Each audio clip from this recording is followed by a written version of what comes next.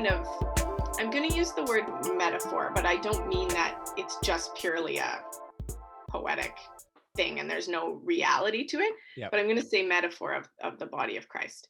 Um, I think there's both reality. You're just trying to avoid the use of the word symbol. It's okay. Keep Yeah. going. Go ahead. So there are things that are true and things that aren't, right? If the body of Christ on the table Mhm. is, I would say, really the body of Christ.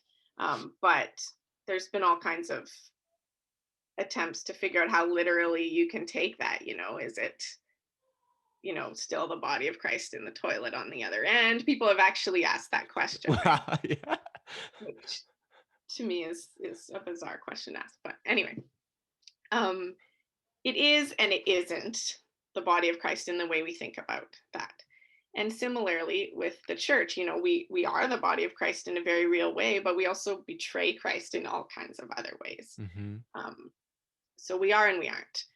And even the the resurrected body of Christ, Mm-hmm. it kind of was and it wasn't. Like Jesus was there, but he disappeared, and people couldn't grasp him. Mary couldn't touch him.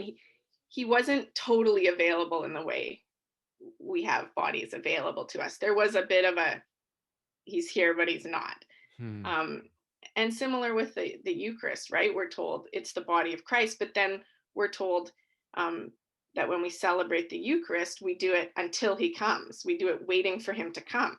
Hmm. So he's here, but he's not. He's also still not quite here.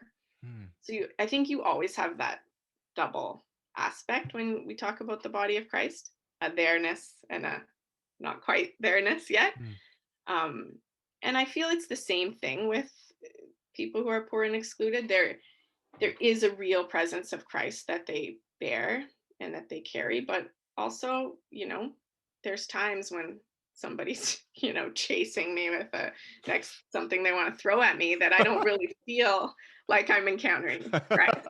Um, because we're still just people, right? And we're people with different life backgrounds and circumstances that have shaped us. And so I think when if we use the theology to kind of Hmm.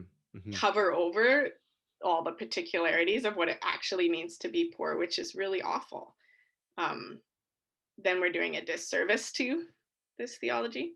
Um, but I do think, sorry, that's kind of the negative part of how not to use this theology. Yeah.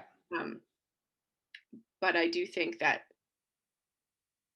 with the basic conviction that we are encountering Christ and an openness and a humility of like, I don't even know what that means until I've spent a lot of time in reciprocal relationships.